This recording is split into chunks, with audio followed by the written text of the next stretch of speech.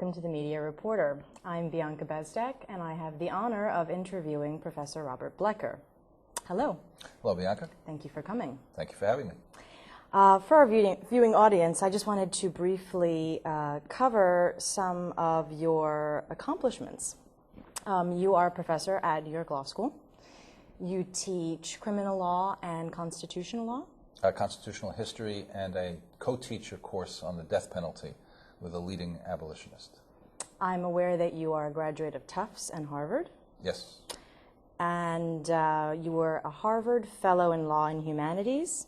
And while you were in Harvard Law School, you were one of only 2 students of 120 in your section to publicly defend the death penalty. So I see this goes way back. Well, not too far back. No, it goes back much further than that, actually. Huh. It goes back from childhood, when I knew that Adolf Hitler deserved to die, and the only question was, who else? Well, cut to a few years later, you have penned a book, a forthcoming book entitled The Worst of the Worst, Who Deserves to Die, recently. And I wanted to ask you to answer your own title, The Worst of the Worst, Who Deserves to Die. Let's start there. Well, the very first place to start is to recognize that there are some people who deserve to die.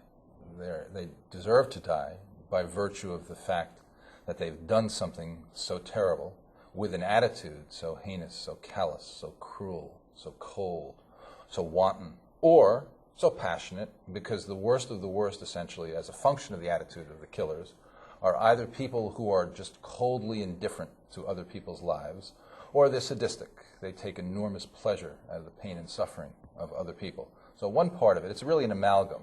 Part of it has to do with the attitude of the killer, and the other part has to do with the experience of the victim. And when you take it together, you come up with categories of who deserves to die. A piece you didn't mention, which is going to be published next month, is a long chapter in a book called America's Experiment with Capital Punishment. And the chapter is called Roots, and it traces today's death penalty debate back to the Old Testament and the ancient Greeks, from Homer through Aristotle. And what you see... Sounds rather thorough. Well, it's not that it's so thorough, but it's very interesting that 3,000 years ago, at the very core of this culture, after all, Western culture derives principally from the Bible and the ancient Greeks.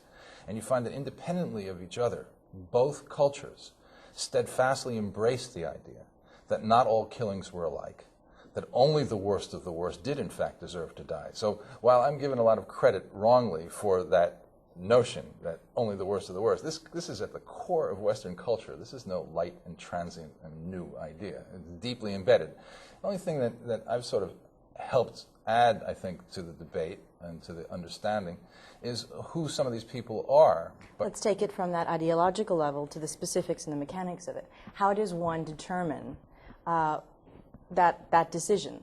Who is to say this person committed mass murder or torture murder, or this person was a pedophile, this person deserves to die? It's a very difficult question to answer, and I would like to know the authority. From where do you get the authority to make those decisions and make that fine line distinction?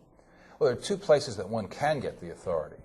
One can either, as the sophists did in the 5th century BC, claim that everything is subjective and arbitrary and relative, that, as Protagoras proclaimed, man is the measure of all things, of the things that are, that they are, and of the things that are not, that they are not.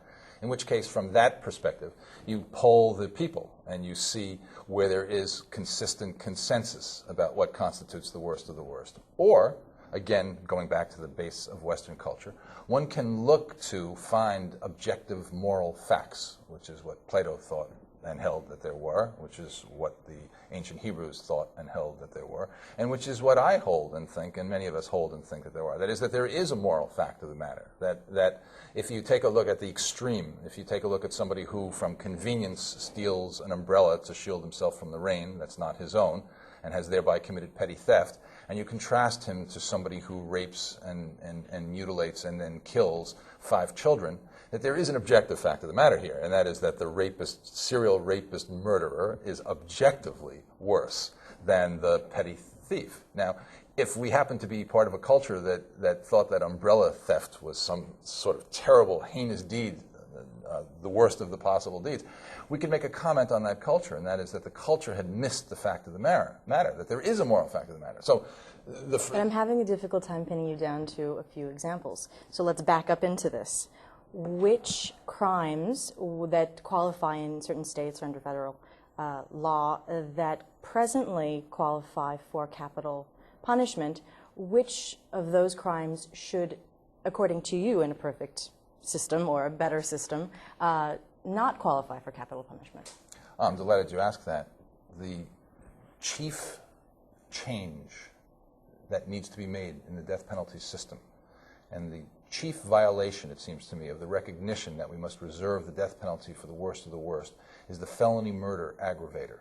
The felony murder aggravator has put more people on death row probably than all the other aggravators combined. And chief among that aggravator is the robbery murder aggravator. That is, in almost all states with the death penalty, the assumption is that anybody who kills in the course of a robbery is death eligible through the felony murder aggravator. And the reason the person is death eligible is that the assumption is that if you rob from a pecuniary motive, which everyone does who robs, you're robbing to get something of value. If you rob from a pecuniary motive, and if in the course of and in furtherance of that robbery, you or one of your co-robbers kills one of the robbery victims, you have thereby killed from a pecuniary motive. But of course that's not true. And in a number of situations, robberies... Like an assassin, for example.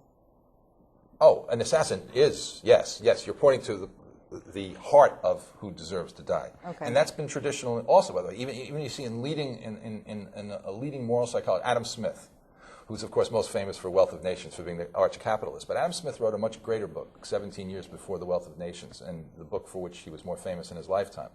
And that was The Theory of Moral Sentiments. And Adam Smith, who was essentially against the death penalty, but tried to obscure his own point of view here and just present what goes on in the psychology of human beings who are retributivists, pointed out that cultures have traditionally labeled and reacted to assassins as the worst of the worst. That there is something about killing for pay that qualifies for the death penalty, if anything does. And yes, and that you're is suggesting truly that mixing a murder in the context of someone committing a robbery and comparing that to an assassin is like mixing apples and oranges. It can be. And should not constitute for the same punishment. It can be. It often is. There are some robbery murderers who do deserve to die, but there's always a way to get them through other aggravating circumstances. That is, for example, if I'm committing a robbery, and this comes from, you didn't mention, but much of what informs my point of view is not only studying the origins of Western culture, it's also spending 2,000 hours over 12 years among killers in Lorton prison system. I have read that, and after all of that analysis, I've also read that you've come out on the other side, or at the end of that, believing that 80% of those individuals on death row do not deserve to be there. It's a rough guess, but that's my rough estimate, that the vast majority of, or the clear majority of death row inmates do not deserve to die. They're guilty. Are you suggesting that 80% of everyone on death row has committed a murder while committing a robbery? Probably 70% of death row, 60 to 70% of death row are there in part from the aggravating circumstance of robbery murder. But and the 10%, let's say, for example, that's also there, that shouldn't be there? Give me an example of certain crimes that they've done that you don't believe should be punishable by capital.